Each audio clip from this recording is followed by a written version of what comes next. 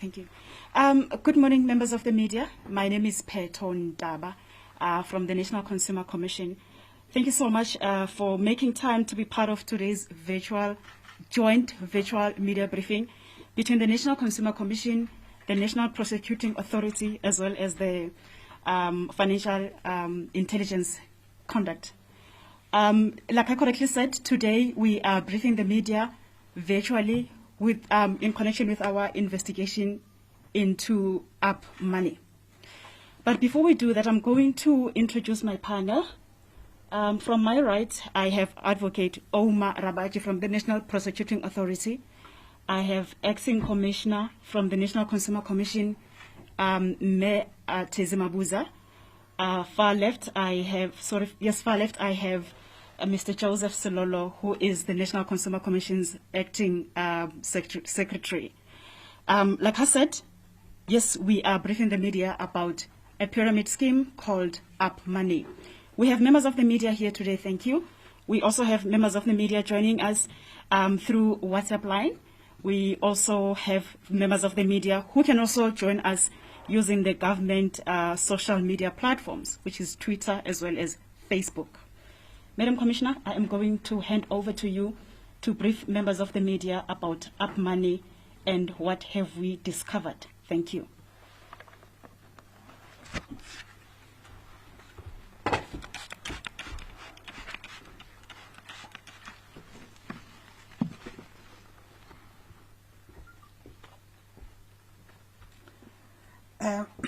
Ladies and gentlemen, good morning.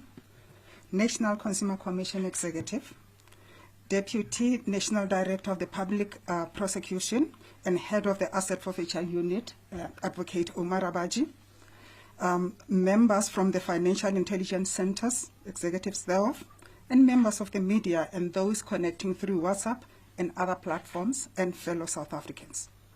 Good morning.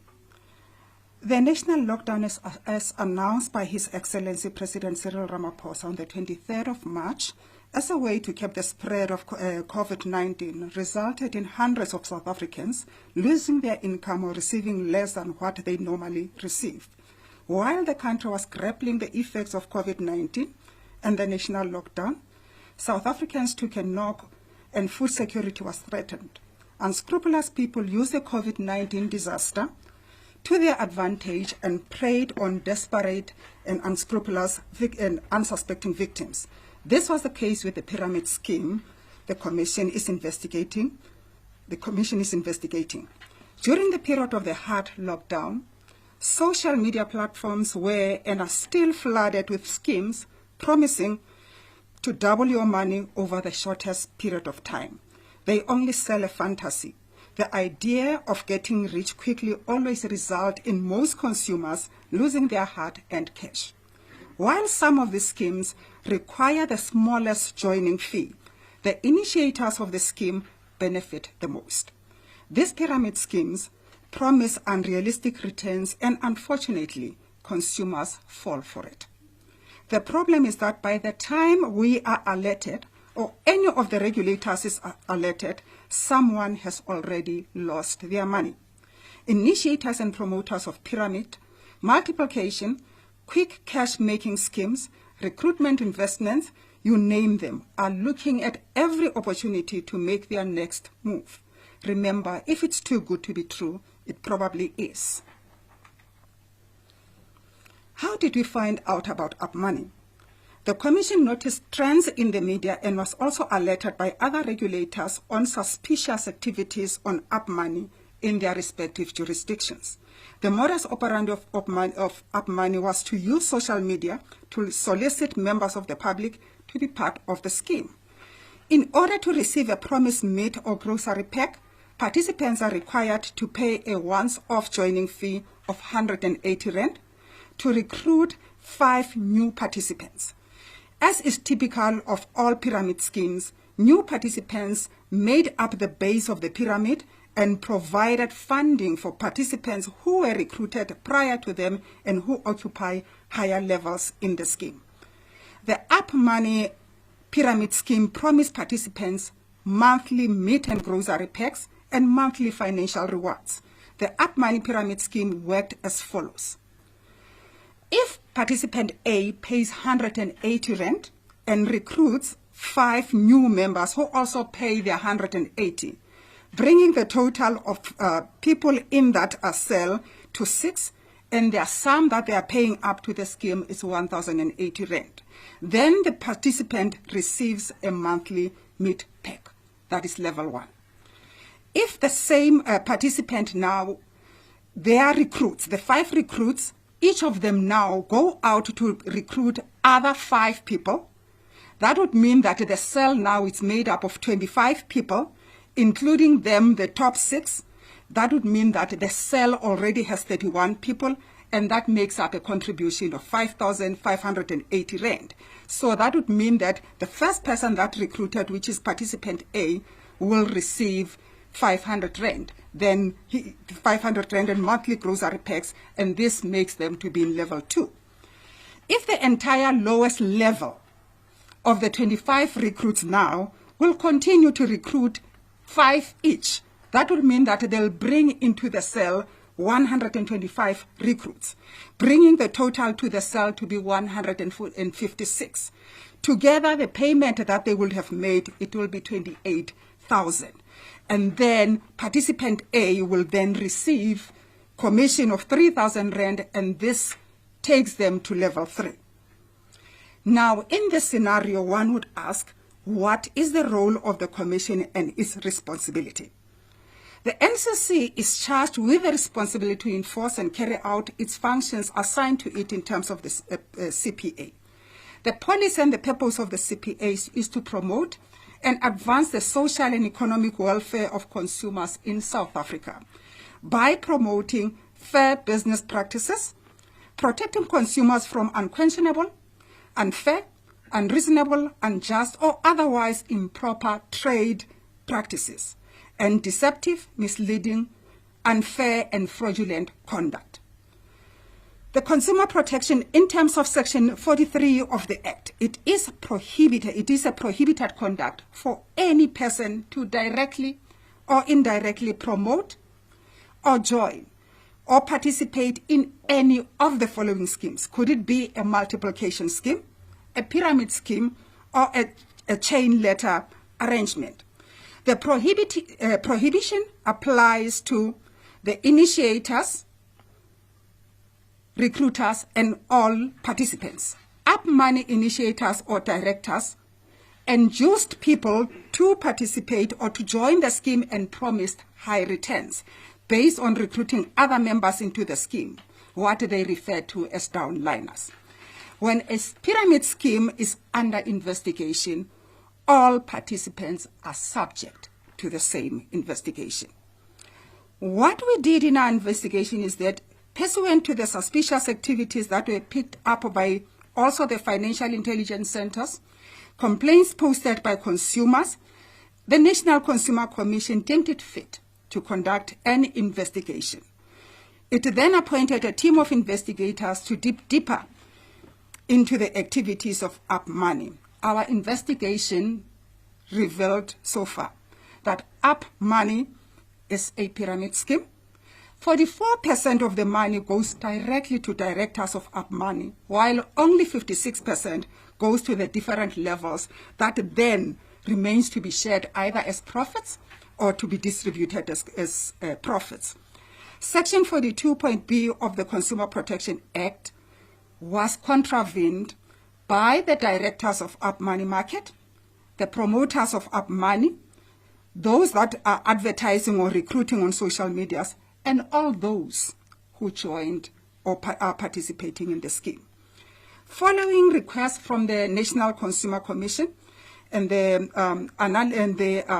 analysis of the Financial Intelligence Center, Up Market's bank statements and established that, and we established the following: that from the 4th of May 2020 to the 2nd of July 2020, Up Money members made over 221,976 deposits, of which 180 what we are saying is that what we have is that we have 221 deposits, 221,976 deposits of 180 each, which was deposited into UpMoney's First National Bank Gold Business Account.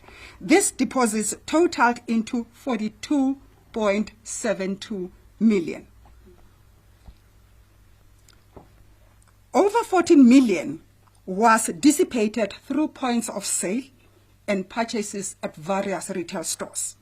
An amount of 3.95 million was transferred from the First National Bank account of UpMoney into another account held by a private company, which is Unitco. Unitco and UpMoney Market are linked through the directorship and a business address. One of the directors of UpMoney is a sole director of Unitco, and also the signatory of both UpMoney and Unitco bank accounts. Between 24 May and the 15th of June, 3 luxury vehicles, a Hummer, an Audi TT Coupe, and a Jaguar Coupe were purchased. Unitco paid for all these vehicles. They were all not registered as company assets, but they were registered in the private name of one of the directors of UpMoney. Over the last 2 weeks, based on evidence provided by the FIC and the NCC, the Asset Forfeiture Unit obtained preservation orders in the Gauteng Local Division in Johannesburg for the preservation of the following assets. An amount of 18.36 million held in the First National Bank of UpMoney Pty Ltd. An amount of 205,586 rand held in the name of Unitco. This further account was identified by the FIC as having received proceeds from the First National Bank Gold Business Account of UpMarket to the tune of 3.95 million. 3 luxury vehicles, which is the Audi TT, the Hummer, and the Jaguar, which were purchased directly by Unitco, bank account registered in the private name of the director, were also preserved.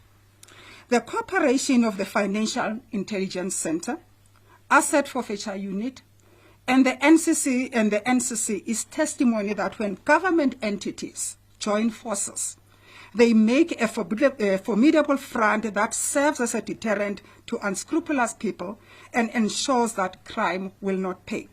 The NCC would like to remind consumers that as a participant or a member of a pyramid scheme, you are legally responsible for claims you make about a scheme, a company, its product, and the business opportunities it offers. The 3 entities, the NCC, the FIC, and the AFU, will continue with their efforts to suppress this deceptive and fraudulent conduct and try to protect some innocent people from being swindled out of their hard-earned money. Members of the public are being warned not to participate in schemes such as this, which make unrealistic claims and encourages people to part with their money while directors of the schemes are enriching themselves. The NCC wants the public to be aware of schemes they are joining, as in this case of UpMoney. The preliminary finding is that the scheme was established to enrich the directors, as 44% of the contributions were solely used by the directors in the form of banking or administrative charges, making it unsustainable to pay all the promised commissions and buy grocery packs without recruiting new members. Assets that were bought are personal, or they are benefiting only the directors. The telling signs of such scheme is that if a scheme would promise you big returns that are very high, especially if it is above 20% of the repo rate, then you should know that it is a pyramid scheme. If it asks you to recruit more members for you to earn your profit, then you know that it could be really a pyramid scheme. And then payments would only be made if you recruit, not from other profits or any other activities. You only advance into a higher hierarchy through recruitment of others. And the scheme is not registered with the Financial Sector Conduct Authority as a financial service. The NCC is pleading with you as a responsible citizen and a member of the community that you should be honest in your dealings. If you recruit other people into prohibited or illegal activities, think of the relationships that may be severed, trust that may never be restored, but mostly the economic hardships that others would suffer and may not be able to recover from in this lifetime. Is it worth it? Especially during this period when every rent counts and people's sustainability is being threatened. As regulators in this space, we are warning you that it is prohibited to participate in a pyramid scheme, and we will continue to suppress such activities where possible. I thank you. Thank you.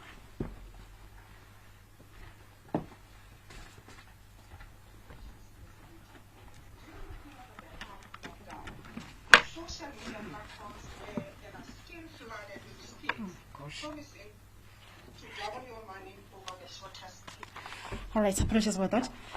Thank you so much, Acting Commissioner. I think that was a mouthful. We understand that it is prohibited to participate in a pyramid scheme. We also understand that the National Prosecuting Authority is playing a role to ensure that everybody, if not the directors, are prosecuted. I'm going to request Advocate Omar Rabaji to come and tell us about the criminal aspect or criminal element and the investigation thereafter against Abmani. Thank you, Advocate.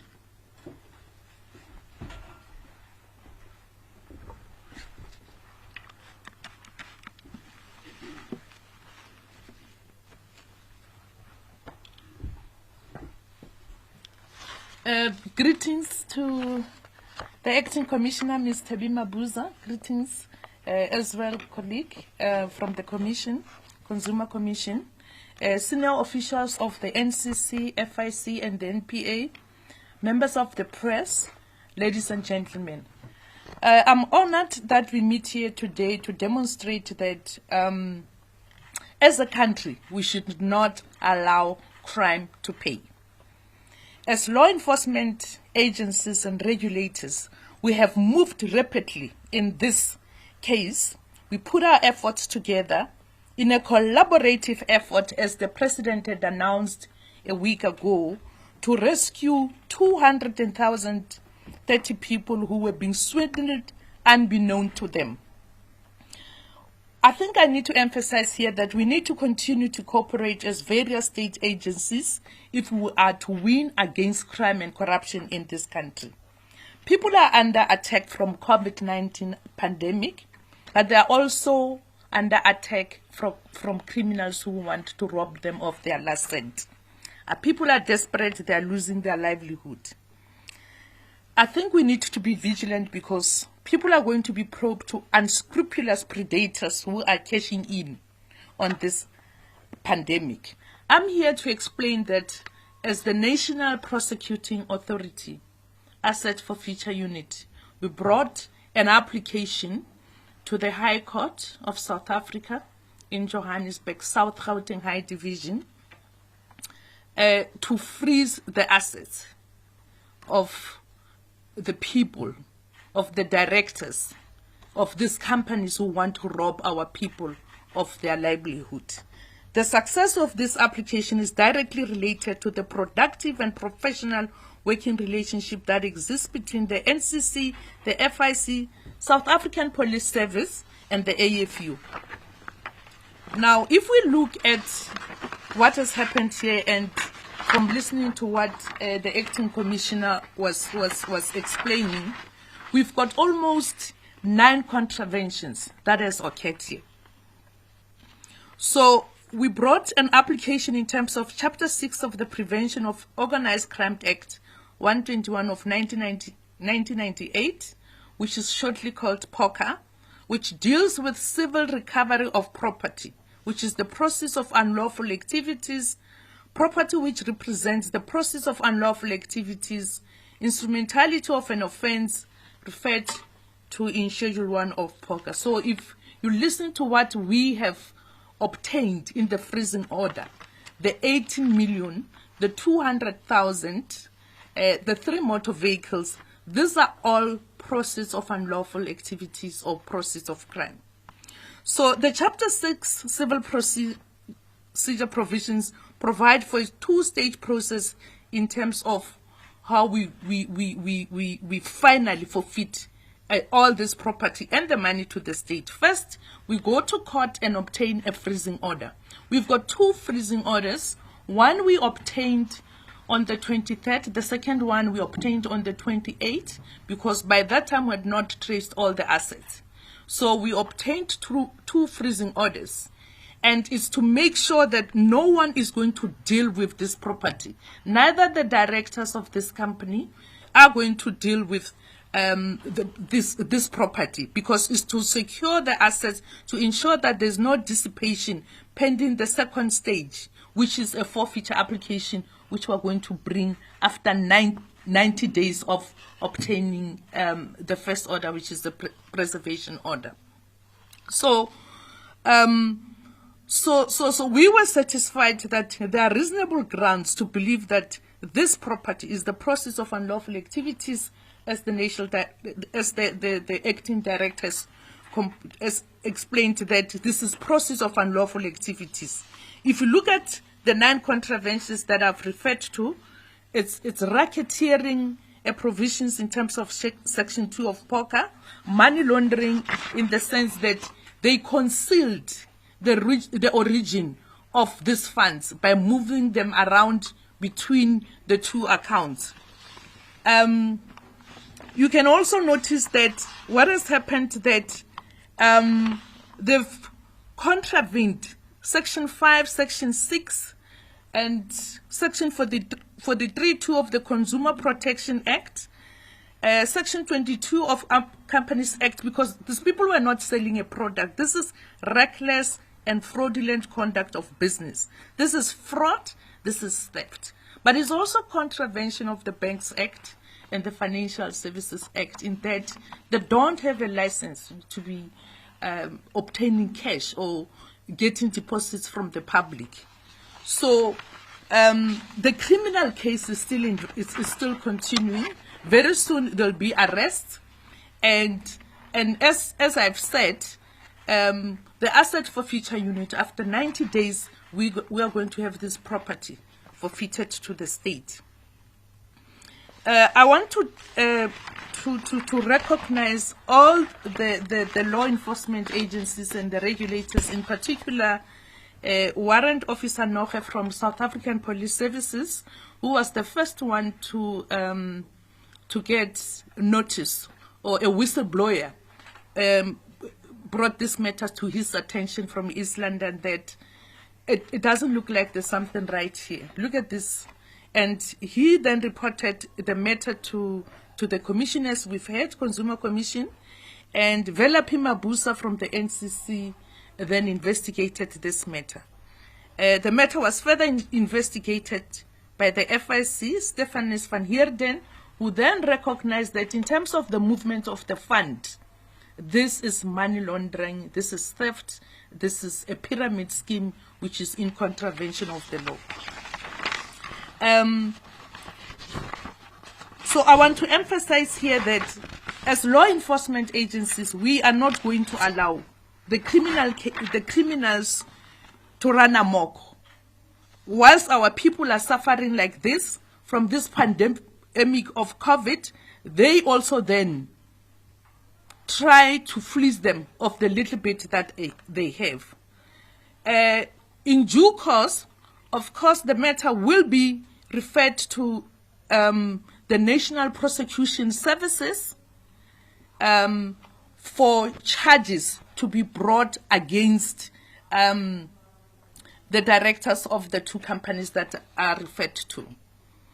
We in Asset Forfeiture Unit use a civil standard. We don't have to wait for a criminal case to be concluded.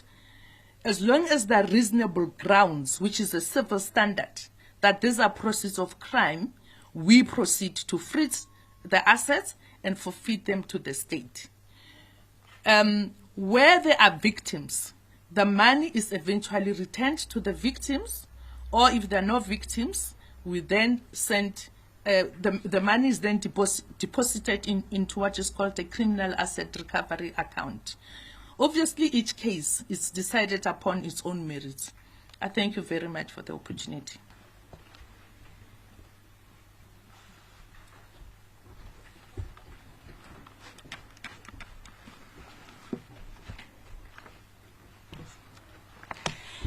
Thank you very much, Advocate. I think it's pretty much clear. We are going to open 2 rounds of questions, starting from colleagues who are here. We will then afterwards go to the WhatsApp line. Tagalani is going to assist us with the WhatsApp line. Yes, all right. Please, you give us your name and your media house. Kai. Hi, good morning. It's Kaya here from ENCA.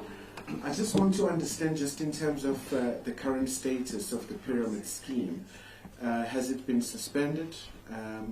And just in terms of now the money of the victims, how soon are they going to get the money back? And maybe just as a last question, in terms of the 2 directors, have they been arrested already?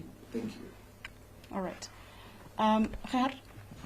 Good morning, Gerhard Pretorius, also from the NTA. I just, on a point of clarity, Commissioner, you spoke about an increase in this time in pyramid schemes. Are you investigating other pyramid schemes? For instance, a lot has been said about, for instance, Crowd One, etc., etc. Can you take us through? Is there more investigations? How many of these pyramid schemes are you investigating currently? I had a second question which I just lost now. It's fine. Thank you. It's fine. It's fine. You can always go back to that question. Thank you so much, colleagues. Madam Commissioner, over to you.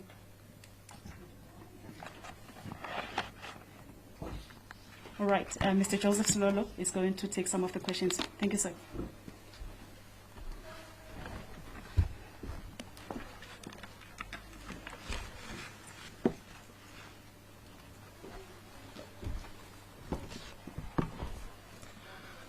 Good morning. To Gerard's question, indeed, we are investigating a number of these schemes. The ones that the investigations at advanced stage, there's 6 of them. We will not mention their names. It is sufficient to say that we are investigating them. To Kaya's question, the pyramid scheme up money specifically is not yet suspended, but the actions that we've taken in of themselves suspend the pyramid scheme. As it was already stated by the Commissioner, in terms now, you see we have 2 CPAs, so for disambiguation purposes, I'm referring to the Consumer Protection Act and not the Criminal Procedures Act. So the Consumer Protection Act says no one. It says a person shall not participate, promote, or join or enter. So that is prohibited. Now, everyone in Up Money has joined or promoted or participated. So everyone there has committed an illegal conduct, an unlawful conduct, by joining the scheme. Now, in our prosecutions, we will be prosecuting everyone. And what we look for is a declaration of prohibited conduct plus an imposition of a fine. The law states that the fine is 10% of a person's annual income or 1 million, whichever is the greater. So everyone who is in the scheme will be prosecuted and a fine will be levied. Now, the funds that have already been preserved are funds that were deposited by the participants. Those funds will not be refunded because they participated in an unlawful activity. Thank you.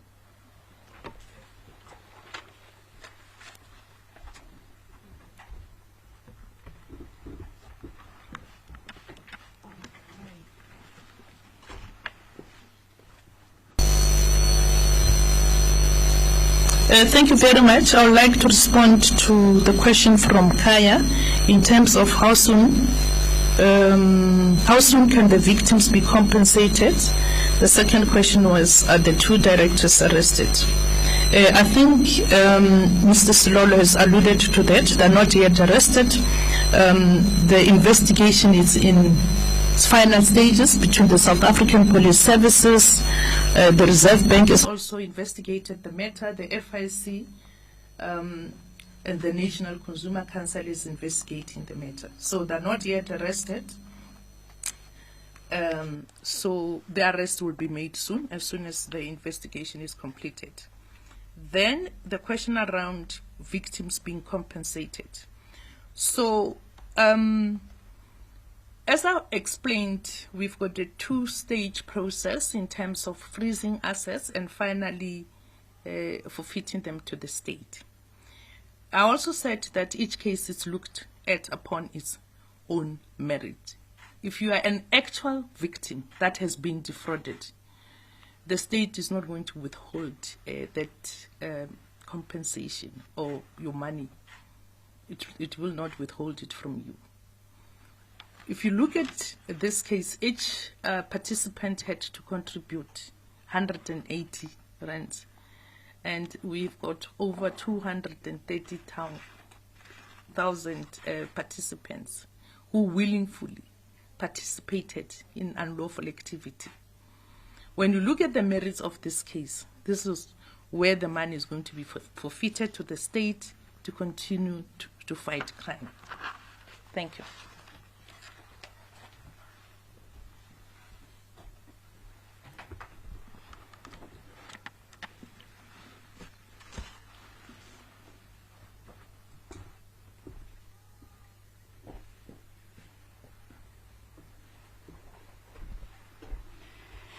All right, thank you so much. Can we take WhatsApp or take questions from our WhatsApp group? Takalani is going to assist us with that.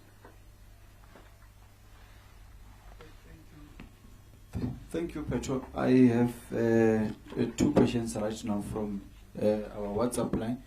And the first question is coming from, or the first two questions are coming from Maya Fisher French from City Press. And the first one is, it is not often we see successful actions taken against pyramid schemes. What enabled the authorities to move quickly this time? And the follow-up question still from Maya is, what will the process be for people to claim back their money? And we have a question from Humutso Emutise from Eyewitness News. Who said, I understand you have launched a similar investigation into crowd. How far are you with that? And we have Jan Kronje from Fin24, and the question is, can you please clarify whether participants will be charged for taking place in unlawful activity, or whether they will be getting their money back? I have two different explanations today. Thank you. That's it for now, but thanks. Thank you, Takalani. Another question, Acting Commissioner from Khomotso Modise from Eyewitness News, goes as follows. How far are you in your investigation into Crowd One? And Zolani from George wants to know if the Commission is investigating WhatsApp giftings and what's the Commission's take when it comes to WhatsApp giftings. Are they pyramid schemes or are just giftings? I'm going to hand over to the both of you, Mr. Silolo and Acting Commissioner. Thank you.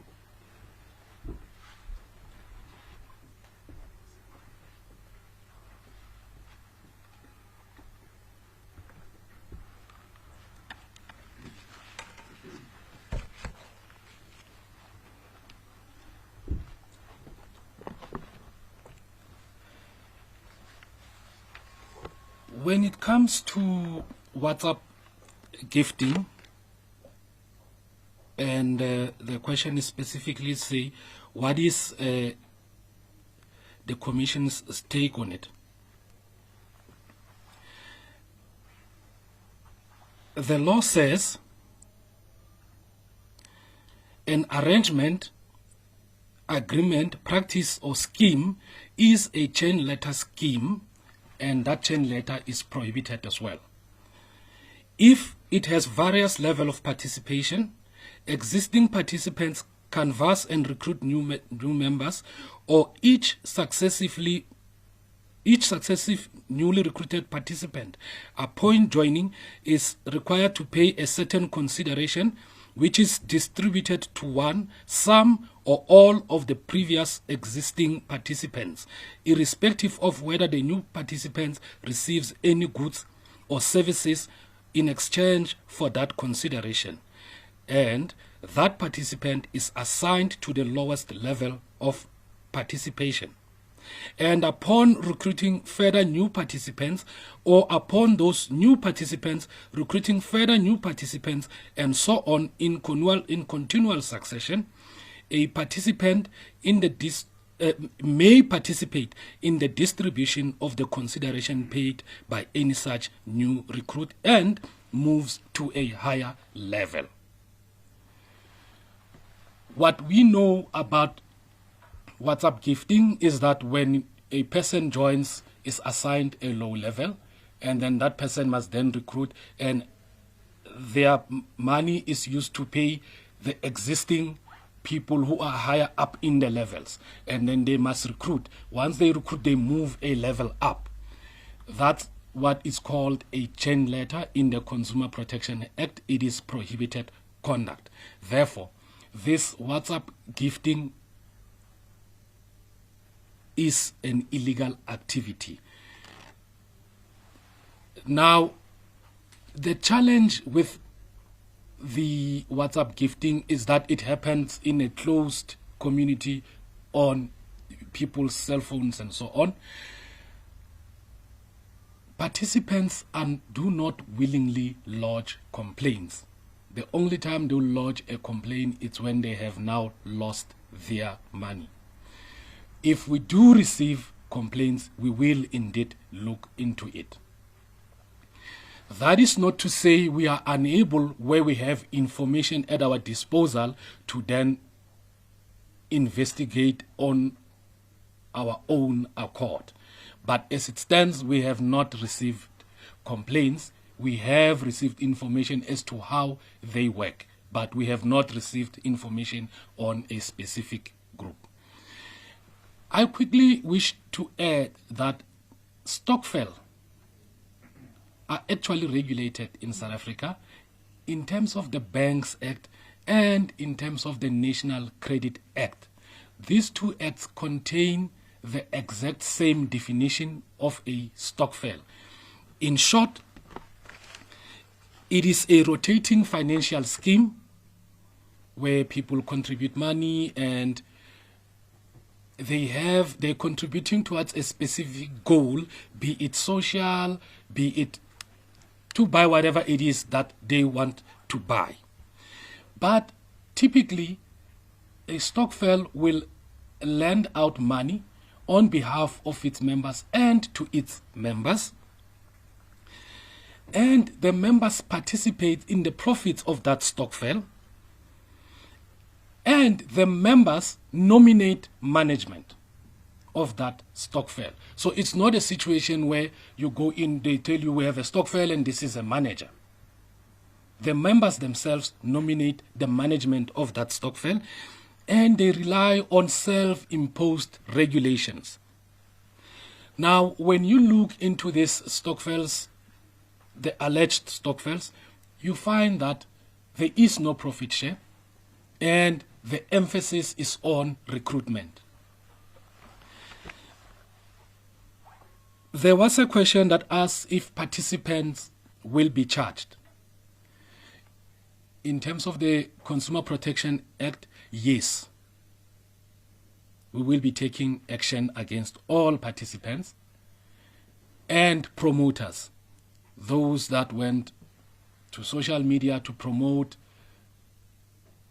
the scheme, we will be taking action against them. Pumuzo asks about progress on Crowd 1. Crowd 1 has been served with our investigation certificate. The investigation is ongoing. We believe that we should be able to release our findings in about 3 months or so, because it is quite a complicated investigation. Maya asks what made us move quickly. Advocate Rabaji mentioned a particular warrant officer, Nohe. He was the first warrant officer to investigate the matter and supply many regulators with his findings on the matter. With that, we had sufficient cause to move. That's what made us move quickly. And when you look at the figures the commissioner gave, from 4 May to 2 July, 42 million went into the scheme. And when you look at the flow of funds to related entities, you then understand the magnitude of the scam. We had to move swiftly to bring it to an end. I don't know if I missed any other question. Okay, thank you.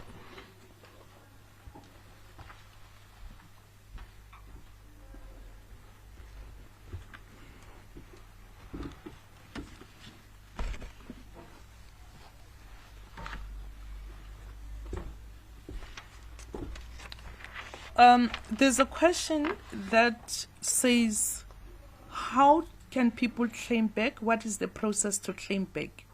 Now, I want us to distinguish between a victim as well as a participant who knowingly engage in prohibited conduct, as my colleague explained. A victim claims back from the criminal asset recovery account, as I've explained, after we have finalized our asset for future proceedings. So with this scheme, this pyramid scheme, I think, as I explained, each case is looked upon its own merits. It seems that most participants knowingly engaged in this prohibited conduct, so they cannot be in the same breath be victims. I want to latch on to the question around swift action. If we as regulators and law enforcement agencies act in a collaborative fashion, we will be able to act on a crime that's been committed within 2 months. Because if you look at the FIC regulations, the minute they assess movements of funds in an account, like they assessed movement, lots and lots of transactions, lots of 180 rands being paid into this account, and they freeze in terms of their account. We as asset forfeiture unit in the National Prosecuting Authority, we've got only 7 days within which to bring a High Court application. So hence I congratulated the 3 investigators who worked in this case, because they did sterling work.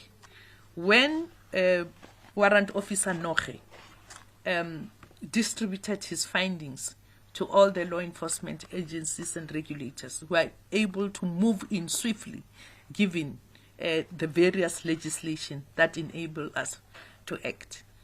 So it's because of the collaborative manner that the President also emphasized that we are able to act swiftly against crime and corruption. Thank you.